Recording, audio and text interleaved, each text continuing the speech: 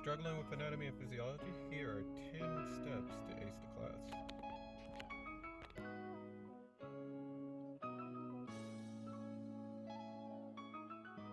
Like and subscribe, and let's go ahead and get started. RateMyProfessor.com is a great website.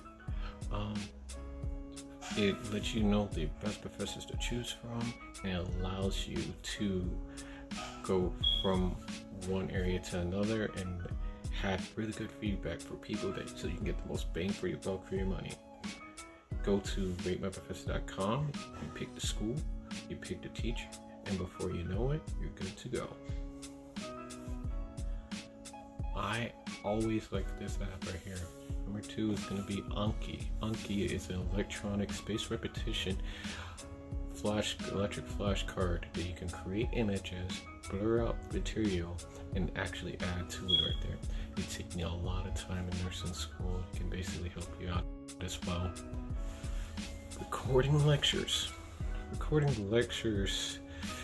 You have to get permission for your professor first, but that's the only way that you can basically know, hey, am I reading the right material? Because a lot of textbooks is extra lecture in textbook form that your professor is just never even going to go back to.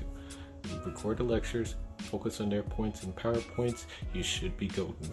Next one, small study groups. Before COVID, I would say 2 to 3 people coming together, studying together, stay on topic. It helps you filter out the areas that you do not really know that you're missing in that topic, so it can help out. During COVID, you can go to Facebook or whichever program, they have a Meet Classroom or Zoom, and you can come together and you can do the same process right there. So just because COVID, you can still adjust with small study groups.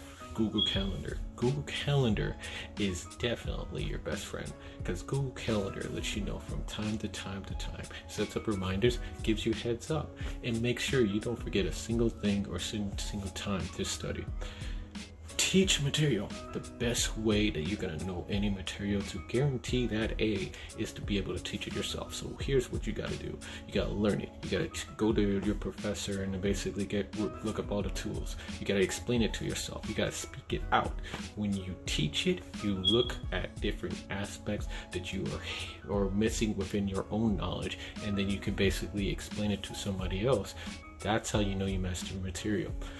Acronyms is really good, especially with the cranial nerves.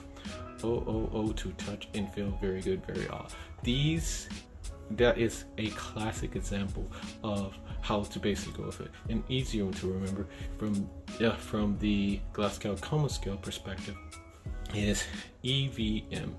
So that's eyes, verbal, motor, and it goes up on a scale that goes up to 15. And acronym or saying to help you remember it is every virgin moans 4, 5, 6 times, because in the Glasgow Coma Scale, 15 you're fine. Any lower than that, you're in a little bit of trouble. Okay, now this tip is contact your professor. Sometimes you have a different learning style. It's different for your professor. May be able to help you out the most, and try to figure out where they're coming from. That's another good aspect with it right there.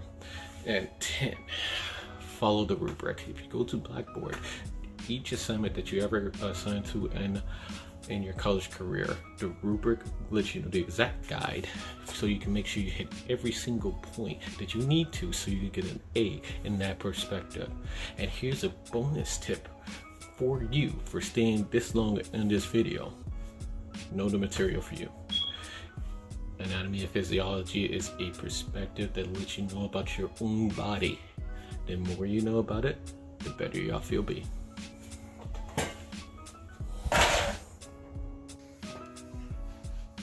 Like and subscribe to the channel, and I hope you enjoy it. More content on the way.